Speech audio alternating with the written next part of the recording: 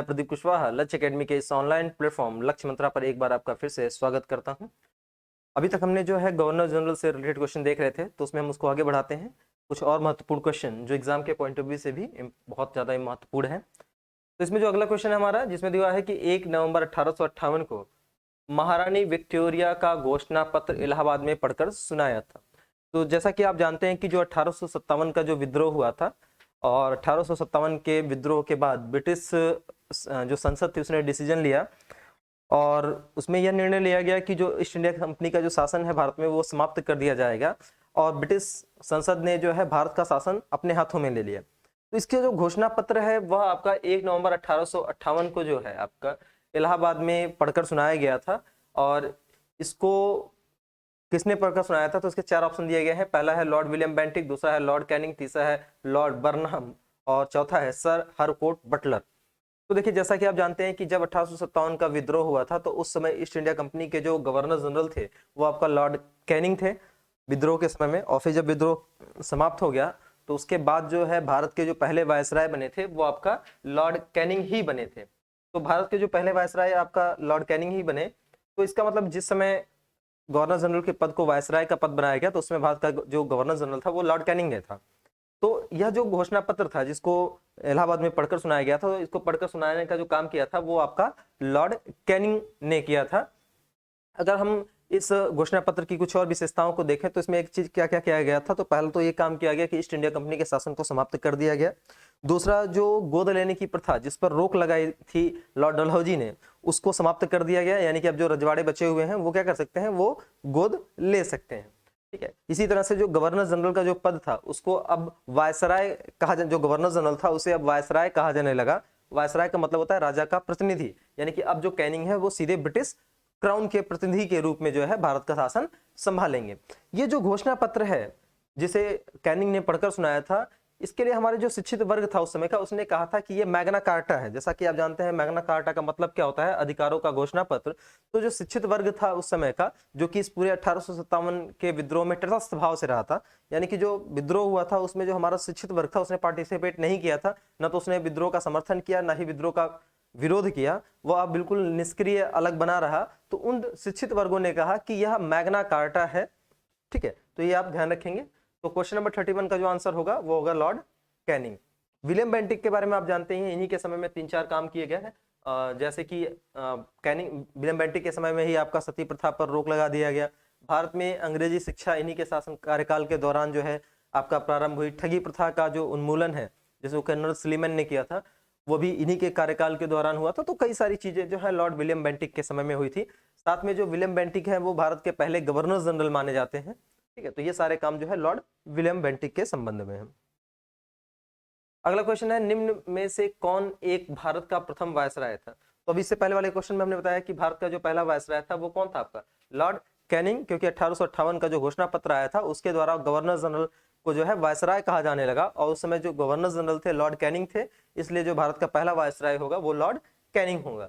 अब देखिए कब क्वेश्चन आने लगते हैं कि किस तरह के क्वेश्चन आते हैं वायसराय गवर्नर जनरल से। तो उसमें देखिए जो एक क्वेश्चन बनता है कि बंगाल का पहला गवर्नर कौन था।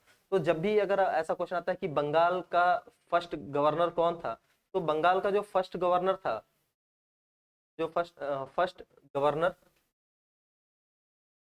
तो बंगाल का जो फर्स्ट गवर्नर था वो था आपका रॉबर्ट क्लाइव। तो रॉबर्ट क्लाइव आपका बंगाल का फर्स्ट गवर्नर था। फिर एक क्वेश्चन आता है कि बंगाल का अंतिम गवर्नर कौन था। तो आपको याद होगा जो 1773 का जब रेगुलेटिंग एक्ट आया था तो उसके द्वारा जो है बंगाल के गवर्नर को बंगाल का गवर्नर जनरल कहा जाने लगा था। तो इस हिसाब से हम कह सकते हैं कि बंगाल का अंतिम गवर्नर जो था वो आपका वॉरेन हेस्टिंग्स था। फिर अगला क्वेश्चन आता है कि बंगाल का प्रथम गवर्नर जनरल कौन था। तो इसमें नाम आता है कि बंगाल का प्रथम गवर्नर जनरल जो है वो वॉरेन हेस्टिंग्स था। फिर आता है 1833 का चार्टर एक्ट, जिसके द्वारा बंगाल के गवर्नर जनरल को भारत का गवर्नर जनरल कहा जाने लगेगा।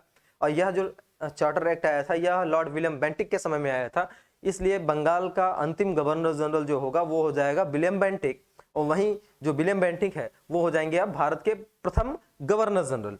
और ये जो गवर्नर जनरल का जो पद है ये आपका चलेगा 1857 के विद्रोह तक, और 1858 का जब घोषणा पत्र आएगा और उस समय गवर्नर जनरल थे लॉर्ड कैनिंग, और इस घोषणा पत्र में अनाउंस किया जाएगा कि जो ईस्ट इंडिया कंपनी है उसका शासन समाप्त हो गया, और उसका शासन किसके पास चला जाएगा, ब्रिटिश संसद के पास चला जाएगा, ब्रिटिश क्राउन के पास चला जाएगा। तो जो गवर्नर जनरल था उसको बना दिया गया वायसराय, इसलिए भारत का अंतिम गवर्नर जनरल जो हो जाएंगे वो लॉर्ड कैनिंग हो जाएंगे, जबकि भारत के जो पहले वायसराय हो जाएंगे वो लॉर्ड कैनिंग हो जाएंगे।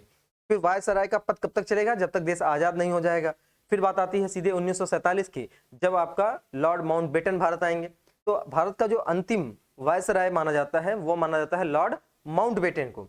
उसके बाद देश आजाद हो जाएगा। तो फिर बात आती है स्वतंत्र भारत की, तो स्वतंत्र भारत का पहला गवर्नर जनरल जो होगा वो लॉर्ड माउंटबेटन हो जाएंगे। ठीक है, वो आपके भारत के अंतिम वायसराय हैं, साथ में वो भारत के प्रथम स्वतंत्र भारत के प्रथम गवर्नर जनरल भी हैं। फिर एक और क्वेश्चन आता है कि स्वतंत्र भारत का पहला भारतीय गवर्नर जनरल कौन था? तो स्वतंत्र भारत के प्रथम भारतीय गवर्नर जनरल जो थे तो वो थे सी राजगोपालाचारी। फिर अंतिम गवर्नर जनरल जो है स्वतंत्र भारत के वो भी सी राजगोपालाचारी होंगे। तो इस तरह से गवर्नर जनरल से इस तरह के क्वेश्चन आपके आते हैं। अगला क्वेश्चन देखते हैं। महारानी विक्टोरिया को भारत की साम्राज्ञी नियुक्त किया था। तो देखिए किया गया किस अधिनियम के द्वारा? तो 1876 में एक अधिनियम आया था, शाही उपाधि अधिनियम 1876। ठीक है, तो उपाधि अधिनियम जो है उसका नाम है शाही उपाधि अधिनियम 1876। इस अधिनियम के तहत जो है 1 जनवरी 1877 को महारानी विक्टोरिया को भारत की साम्राज्ञी घोषित किया गया। तो आप ध्यान रखेंगे इसमें जो राइट आंसर होगा वह होगा आपका 1877। देखिए अधिनियम 1876 का है, शाही उपाधि अधिनियम जो है वो 1876 का है, लेकिन इस अधिनियम को इंप्लीमेंट यानी कि लागू कब किया गया? तो भाई 1 जनवरी 1877 को किया गया। तो यहाँ पूछा रहा कि महारानी विक्टोरिया को भारत की साम्राज्ञी नियुक्त किया गया, तो जिस दिन अधिनियम लागू होगा उसी दिन नियुक्त किया जाएगा। तो अधिनियम लागू हुआ 1 जनवरी 1877 को। तो इस हिसाब से जो क्वेश्चन नंबर 33 है इसका जो आंसर होगा वो होगा 1877। ठीक है, तो महारानी विक्टोरिया को 1877 में जो है भारत की साम्राज्ञी घोषित किया गया और इनके लिए जो है दिल्ली दरबार का भी आयोजन किया गया। जैसा कि आप जानते हैं भारत में 3 दिल्ली दरबार का आयोजन किया गया, एक 1877 में, फिर 1903 में और फिर आपका 1911 में। तो जो प्रथम दिल्ली दरबार का आयोजन किया गया था उसी में जो है इनको भारत की महारानी या साम्राज्ञी घोषित किया गया। अगला है निम्न युग्मों में से कौन सा एक सही सुमेलित है? तो यहाँ पे ये पूछा हुआ कि कौन सा एक सही सुमेलित है। तो अब हमको देखना है कि कौन सा सही है। तो इसमें पहला जो दिया हुआ है 4 वायसराय या गवर्नर जनरल के नाम दिए गए हैं और 4 कार्य दिए गए हैं, जिसमें पहला दिया गया है लॉर्ड कॉर्नवालिस अस्थायी बंदोबस्त, दूसरा लॉर्ड वेलेजली चतुराई पूर्ण निष्क्रियता, लॉर्ड डलहौजी सहायक संधि, लॉर्ड कैनिंग भारतीय राष्ट्रीय कांग्रेस की स्थापना। तो हम देखते हैं कि जो कैनिंग है, जैसा कि आप जानते हैं कि स्वतंत्र भारत के जो है प्रथम स्वतंत्र भारत करें मतलब भारत के प्रथम वायसराय माने जाते हैं लॉर्ड कैनिंग। और इनकी विशेषता के बारे में इससे पहले वाले क्वेश्चन में भी बताए थे। एक चीज और है कि भारत में जो मंत्रिमंडलीय व्यवस्था है उसकी स्थापना जो है या उसकी जो शुरुआत है वो लॉर्ड कैनिंग के काल में ही हुई थी और उसकी शुरुआत माना जाता है जो 1861 का जो अधिनियम आएगा उसी के द्वारा भारत में स्टार्ट किया गया था। ठीक है, और इनका जो कालखंड है वो 1856 के आसपास में है। ठीक है, 1856 में भारत आएंगे और 1862 या 63 तक ये भारत में रहते हैं। जबकि भारतीय राष्ट्रीय कांग्रेस का आप जानते हैं कि इसकी स्थापना जो है 28 दिसंबर 1885 में हुई थी और जिस समय इसकी स्थापना हुई थी उस समय भारत के जो वायसराय थे वो थे लॉर्ड डफरिन। ठीक है, तो इसलिए जो है ये आपका क्या हो जाएगा, ये जो मैच है ये गलत हो जाएगा, क्योंकि भारतीय राष्ट्रीय कांग्रेस की स्थापना के समय जो है भारत के जो वायसराय थे वो थे लॉर्ड डफरिन। दूसरा है लॉर्ड डलहौजी सहायक संधि। देखिए लॉर्ड डलहौजी के बहुत सारे नियम हैं, जैसे गोद लगाने की प्रथा पर रोक लगा देना, फिर हड़प की नीति यानी कि डॉक्ट्रिन ऑफ लैप्स की शुरुआत करना, ये सारे काम जो है लॉर्ड डलहौजी ने किए। लेकिन जो सहायक संधि है यह आपका है वेलेजली का। ठीक है, ब्रिटिश गवर्नर में अगर देखेंगे आप तो इसकी शुरुआत जो है आपका लॉर्ड वेलेजली के द्वारा किया गया था।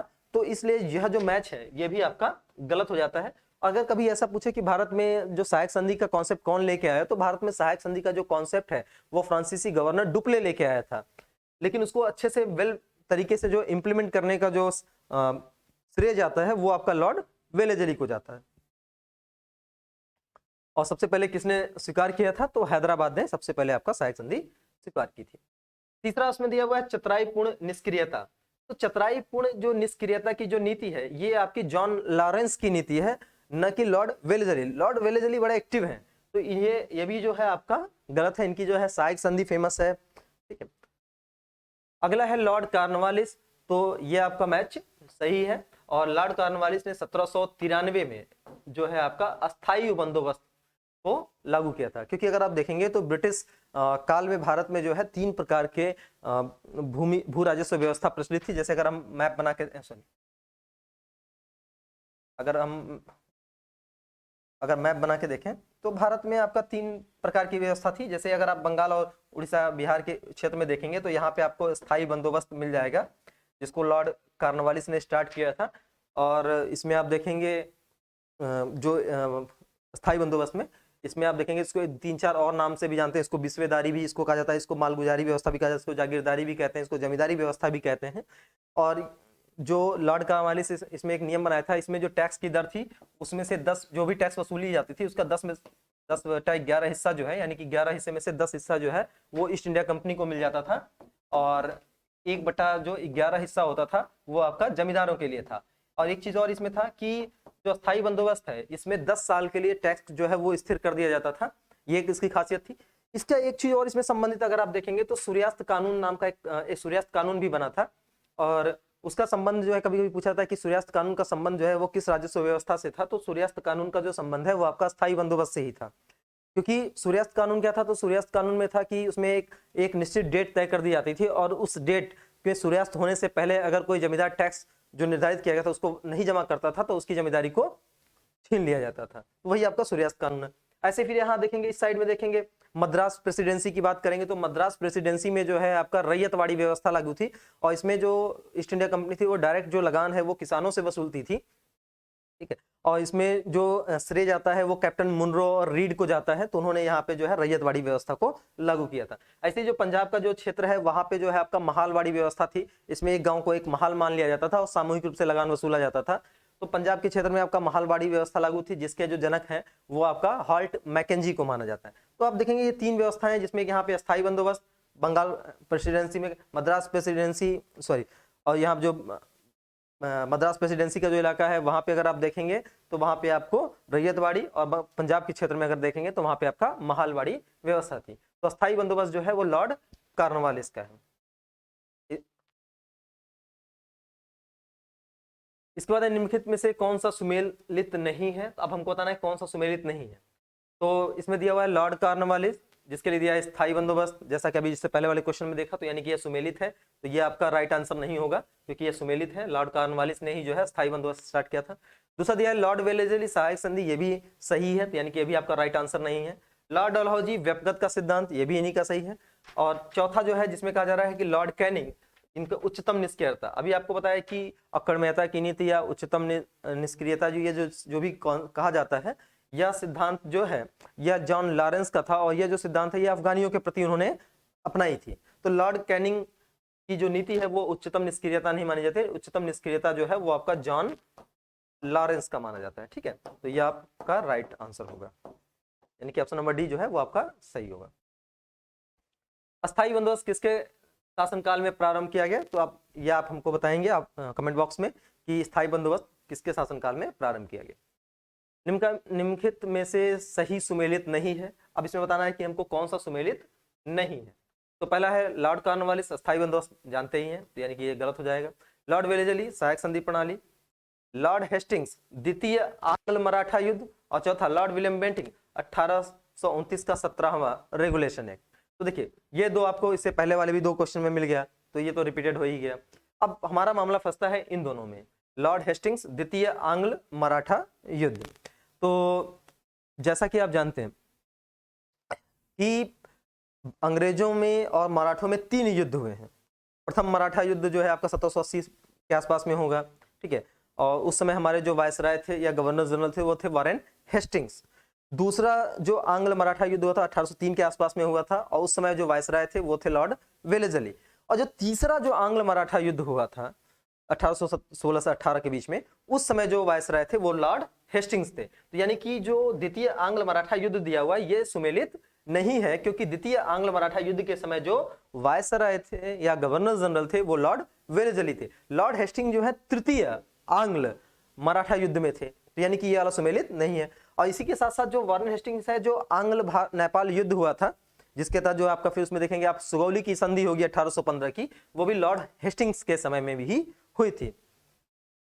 और चौथा दिया हुआ है कि लॉर्ड विलियम बेंटिंक 1829 का 17वां रेगुलेशन एक्ट, ये सही है क्योंकि इस समय जो कार्यकाल था वो लॉर्ड विलियम बेंटिक का ही था। लेकिन 1829 का 17वां रेगुलेशन एक्ट है क्या, तो 1829 का जो 17वां रेगुलेशन एक्ट आया था, इसी के तहत जो है सती प्रथा का निषेध कर दिया गया, यानी कि सती प्रथा निषेध किया गया। किसके तहत, तो 1829 का 17वां रेगुलेशन जो आया था उसी के तहत जो है आपका सती प्रथा को समाप्त किया गया। अगर सीधे आंसर आता तो आपको, अगर ये ऑप्शन होता सती प्रथा, तो आप डायरेक्ट विलियम बेंटिक लगा लेते। लेकिन किस रेगुलेशन के तहत इसको लाया गया था, तो ये 1829 का 17वां रेगुलेशन था। तो ये भी आपका राइट मैच है, तो आपका जो राइट आंसर होगा वो सी होगा। अब इसके बारे में थोड़ा सा देख लेते हैं। सती प्रथा, जैसा कि आप जानते हैं सती प्रथा में क्या होता था कि पति के मरने के बाद जो है पत्नी को उसकी चिता के साथ जला दिया जाता था। ये परंपरा बहुत लंबे समय से आ रही थी, क्योंकि अगर आप देखेंगे तो इसका जो पहला अभिलेखीय जो साक्ष्य माना जाता है सती प्रथा का, वो गुप्त काल का, उत्तरवर्ती गुप्त काल में आप देखेंगे तो भानुगुप्त जो थे उनका एक एरण अभिलेख है, उसमें आपका सती प्रथा का साक्ष्य मिलता है, जिसमें बताया गया है कि भानुगुप्त के जो मित्र थे या उनके जो सामंत थे गोप राजा, उनका वो जो है हूड़ों से लड़ते हुए मारे जाते हैं, तो उनकी जो पत्नी है वो उनके साथ सती हो जाती है। तो सती प्रथा का अभिलेखी साक्ष्य वहीं से मिलता है। फिर आप इब्न बतूता, जिसने अपनी बहुत ही फेमस किताब लिखी है रेहला, और जो मोहम्मद बिन तुगलक के समय में आया था, तो उसने भी जो है इसका वर्णन किया है। फिर आपका कई जो विदेशी यात्री हैं उन्होंने भी जो इसका वर्णन किया था नूनीज वगैरह में। और फिर आप देखेंगे इसको रोकने का भी बहुत प्रयास किया, अकबर, पुर्तगाली, मराठे, सबने रोकने का प्रयास किया, लेकिन ये समाप्त नहीं हो पाया। 1829 में जो है आपका राजा राम मोहन राय के प्रयासों से, क्योंकि इसी को समाप्त करने के लिए राजा राम मोहन राय ने जो है 1828 में जो है आपका ब्रह्म समाज की स्थापना की थी, और उनके प्रयासों से जो है 1829 में सती प्रथा निरोधक कानून बनाया जाएगा और सती प्रथा को समाप्त कर दिया जाएगा। एक क्वेश्चन और आपको यहाँ बताते हैं। सती प्रथा को दोबारा चालू कराने का भी प्रयास किया गया था, और इसके लिए जो एक व्यक्ति थे राधा कांत देव नाम के, और उन्होंने जो है धर्म सभा की स्थापना की थी 1830 में। निम्नलिखित में से कौन चतुराई पूर्ण निष्क्रियता की नीति के साथ जुड़ा था? इसका जो है आपको अभी थोड़ी देर पहले बताया था। तो उच्चतम निष्क्रियता, चतुराई पूर्ण निष्क्रियता, ये सारे जो है एक ही शब्द है, बस केवल शब्दों से खेला जा रहा है। तो ये आपका जॉन लॉरेंस के समय में इसको लागू किया गया था। और ये नीति जो है वो आपका किससे संबंधित है, तो जो ये है अफगानों के प्रति इनकी जो नीति थी उससे संबंधित है। भारत में अंग्रेजों के समय प्रथम जनगणना हुई, तो भारत की जो पहली जनगणना है, आप जानते हैं कि भारत की जो पहली जनगणना है वो 1872 में हुई थी।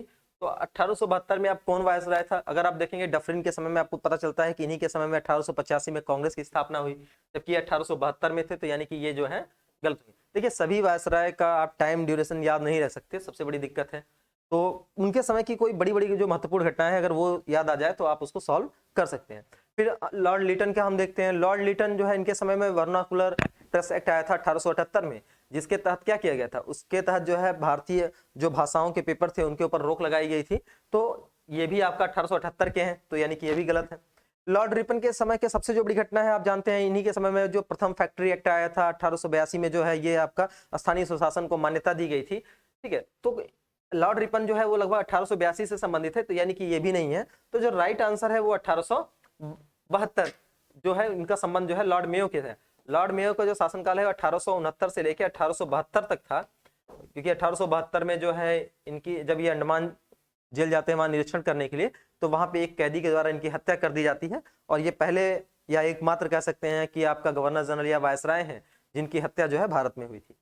तो लॉर्ड मेयो जो कि 1869 से लेकर 1872 तक भारत में थे, तो इन्हीं के कार्यकाल के दौरान जो है 1872 में आपका भारत की प्रथम जनगणना हुई थी। ठीक है, अगर क्वेश्चन थोड़ा सा अगर डिफर होता है कि पहला नियमित जनगणना कब हुई थी, तो भारत की जो पहली नियमित जनगणना की अगर बात आती, तो भारत की जो पहली नियमित जनगणना थी वो 1881 में हुई थी, और वो हुई थी आपका लॉर्ड रिपन के काल में। नियमित जनगणना का मतलब कि तब से जो है लगातार हर 10 साल में हमारे यहाँ जैसे जनगणना होती है 1881, 1891, लगातार हमारे यहाँ जनगणना जो नियमित रूप से हो रही है हर 10 साल में, इसकी जो शुरुआत है वो लॉर्ड रिपन के समय में होगी। लेकिन भारत की पहली जो जनगणना है वो आपका 1872 में लॉर्ड मेयो के कार्यकाल में हुई। किस वायसराय की हत्या अंडमान निकोबार द्वीप समूह में हुई? जब मतलब ये अभी आपको इससे पहले बताया कि किसकी हत्या की गई थी, तो 1872 में आपका जब ये अंडमान निकोबार घूमने गए थे, तो उसी समय जो है एक व्यक्ति था, एक अपराधी था, उसने जो है लॉर्ड मेयो की हत्या कर दी। उसका नाम नहीं याद आ रहा, लेकिन उसका जो टाइटल है वो अफरीदी करके था। उसने जो है लॉर्ड रिपन की जो है सॉरी लॉर्ड मेयो की जो है हत्या कर दी थी चाकुओं से मार के। और ये इकलौते ऐसे गवर्नर जनरल है जिनकी हत्या भारत में हुई। कौन भारत का वायसराय सबसे दीर्घ काल तक रहा? अब यहाँ पे आता है कि सबसे लंबे समय तक कौन रहा। देखिए ये तो बड़ा क्लिष्ट हो गया, सबका याद रखना बड़ा मुश्किल है। इनका तो हमको पता ही चल जाता है कि 72 तक थे ही, तो ज्यादा लंबा समय था नहीं। लेकिन फिर भी जो इसमें अगर इसका जो राइट आंसर है वो लॉर्ड कर्जन है। इस तरह के क्वेश्चन बड़ा डिफिकल्ट हो जाते हैं। इनका जो कालखंड है वो 1899 से लेके 1905 1906 लगभग 7 वर्ष जो है ये भारत में रहे थे। तो सबसे लंबा जो कार्यकाल था वो लॉर्ड कर्जन का ही था। और बहुत सारी चीजें इनके समय में हुई हैं जो आगे हम लोग और क्वेश्चन के माध्यम से देखेंगे। इल्बर्ट विल विवाद किससे संबंधित है? 4 ऑप्शन दिया गया है। भारतीयों द्वारा हथियार लेकर चलने पर कुछ प्रतिबंध को लागू किया जाना, भारतीय भाषाओं में प्रकाशित होने वाले समाचार पत्रों और पत्रिकाओं पर प्रतिबंध लागू किया जाना, यूरोप के लोगों के मामलों की सुनवाई करने के लिए भारतीय न्यायाधीशों पर लगाई अयोग्यता को हटाया जाना, आयातित सूती कपड़े पर लगाए गए शुल्क को हटाया जाना। तो देखिए इल्बर्ट विल विवाद जो है आपका लॉर्ड रिपन के काल में आया था, ठीक है। और उसमें यह था कि पहले जो प्रोसीजर ये था कि जो भारतीय न्यायाधीश हैं वह यूरोपियों के मामले यानी कि अंग्रेजों के मामले की सुनवाई नहीं कर सकते। लेकिन जब ब्रिटेन में उदारवादी पार्टी की सरकार आई तो उन्होंने इसमें थोड़ा सा चेंज किया, क्योंकि जो ग्लैडस्टोन थे जो कि बहुत ही ज़्यादा उदारवादी माने जाते हैं, स्वतंत्रता के बहुत बड़े समर्थक माने जाते हैं, तो उनके काल में लॉर्ड रिपन भारत आए थे। तो उन्होंने क्या किया कि एक उनके समय में एक नया क्या कह सकते हैं ड्राफ्ट आया होगा, इल्बर्ट विल आया, जिसमें ये प्रोविजन किया गया कि जो भारतीय न्यायाधीश हैं वो जो है आपका ब्रिटिश या जो भी यूरोपीय होंगे उनके मुकदमों की सुनवाई कर सकते हैं। इस बात का बड़ा भारी विरोध हुआ था। जो ब्रिटिश लोग थे या जो यूरोपीय लोग थे वो इसे विशेषाधिकार समझते थे कि जो भारतीय उनके मामले नहीं सुन सकते हैं। तो एक तरह से जो है जो एक प्रतिबंध लगाया गया था भारतीय न्यायाधीशों पर कि वह अंग्रेजों के मामले नहीं सुन सकते, उसको जो है हटाने का प्रयास किया गया था। तो यही आपका इल्बर्ट विल विवाद था जो कि आपका लॉर्ड रिपन के काल में आया। अगला है कि इसमें मैचिंग के लिए दिया गया है, जिसमें 4 गवर्नर के नाम दिए गए हैं और उसमें 4 कार्य हैं। तो इसमें देखेंगे पहला आपका रॉबर्ट क्लाइव है। अगर हम सूची 2 में देखें तो इसमें 4 ऑप्शन दिया है कि प्रेस पर से प्रतिबंध हटाया जाना, बंगाल विभाजन, बंगाल में दोहरा शासन और अंग्रेजी शिक्षा।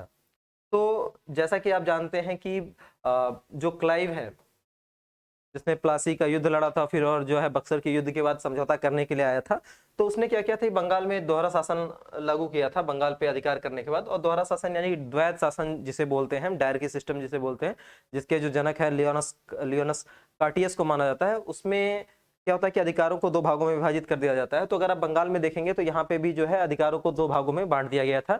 एक आपका निजामत का अधिकार था और एक दीवानी का अधिकार था। दोनों को डिफरेंट लोगों को दे दिया गया।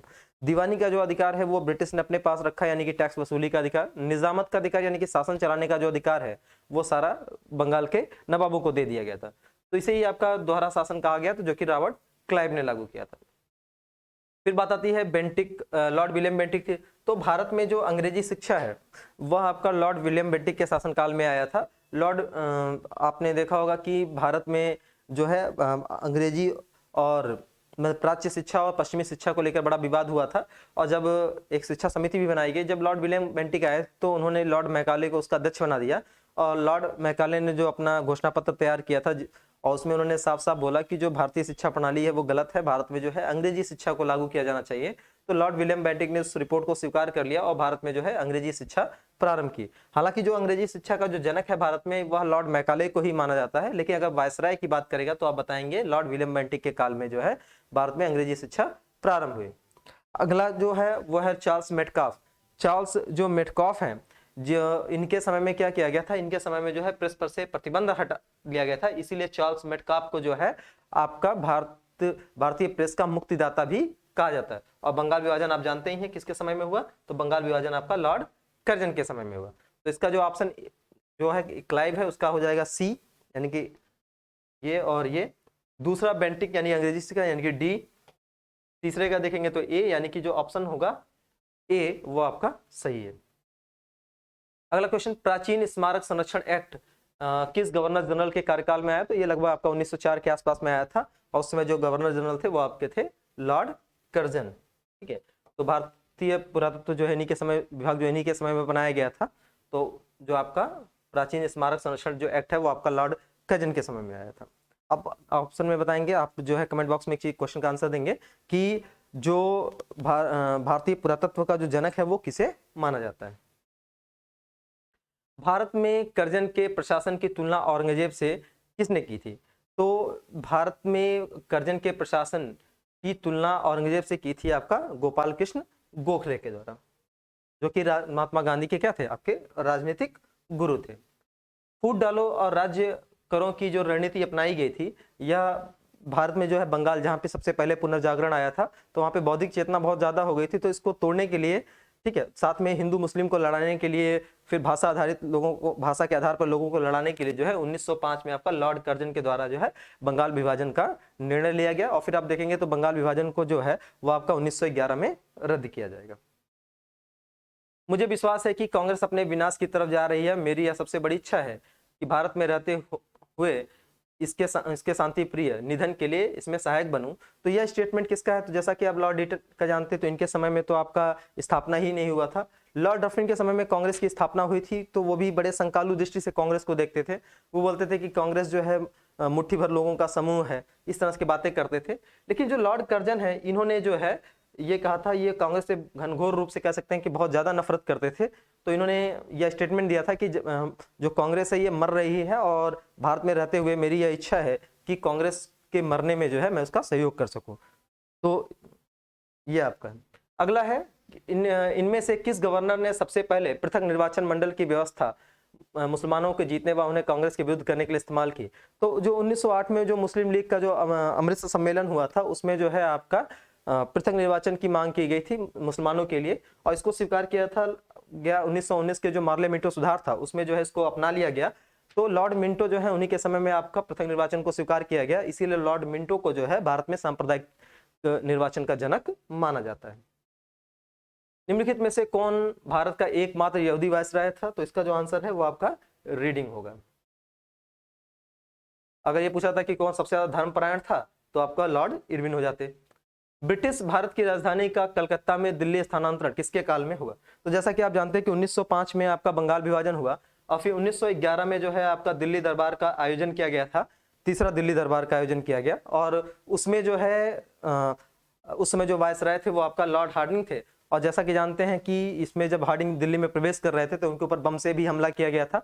और साथ में एक और चीज इंपॉर्टेंट पॉइंट है कि 1 अप्रैल 1912 को जो है जो राजधानी है वह कलकत्ता से क्या हो गई, दिल्ली हो गई। तो ये 3-4 चीजें हुई थी। बंगाल विभाजन को रद्द किया गया, कलकत्ता से दिल्ली राजधानी स्थानांतरित किया गया, हार्डिंग पे बम फेंका गया। तो ये सारे काम जो है आपका, इससे संबंध जो है वो आपका लॉर्ड हार्डिंग से है। तो ये आपके कुछ क्वेश्चन थे जो आपके थे। अब जो है हम अगले कुछ अन्य क्वेश्चन के साथ मिलेंगे अगली सीरीज में। Thank you.